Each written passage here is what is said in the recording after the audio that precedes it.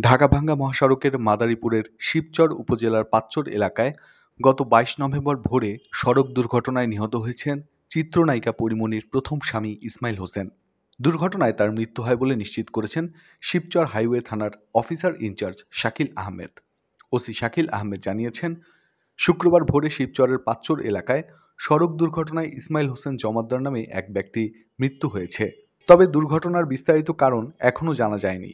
ইসমাইলের চাচা কবির হোসেন জমাদ্দার বলেন, ইসমাইল তার বন্ধু মনিরকে নিয়ে বৃহস্পতিবার রাতে বাড়ি থেকে মোটরসাইকেলে ঢাকায় যাচ্ছিলেন।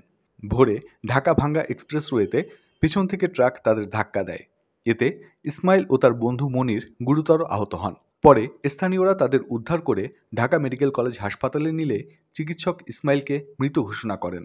আর মনিরকে প্রাথমিক চিকিৎসা দিয়ে আগারগাঁও পঙ্গু হাসপাতালে ভর্তি করা হয়। পঙ্গু হাসপাতালে মনিরের একটি পা কেটে ফেলা হয়েছে।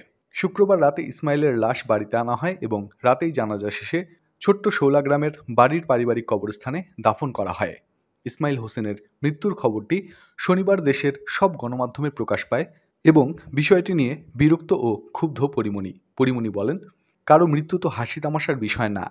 ইসমাইলের মৃত্যু নিয়ে যে যেভাবে পারছেন খবর প্রকাশ করছেন। উৎসব ভাব মনে হচ্ছে।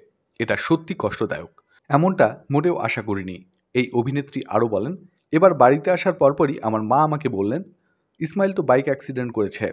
আমি বললাম কি? পরে বললেন, ও তো মারা গেছে। এলাম নানু ভাইয়ের মৃত্যুবার্ষিকীতে, হেসে শুনি ইসমাইলের মৃত্যুর খবর। এটা মেনে নেওয়া যে কতটা কষ্টকর সেটা বলে বোঝাতে পারবো না। সাধারণ মৃত মানুষের মুখে দেখতে পারি না উল্লেখ করে পরি বলেন, এ জীবনে একমাত্র নানু ভাইয়ের মরা মুখটাই শুধু দেখতে পেরেছি, আর কারোটা দেখা সম্ভব হয়নি।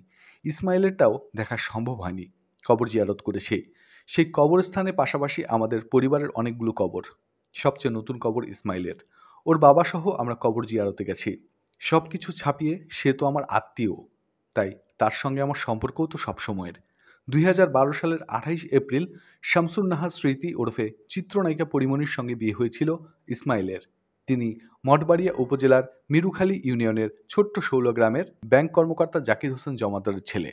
এরকম আরও অনেক ভিডিও পেতে নিউজ এক্সপোজার টিভির সাথেই থাকুন। চ্যানেলটি সাবস্ক্রাইব করুন এবং সাথে বেল আইকনটি বাজিয়ে দিন। আসসালামু আলাইকুম।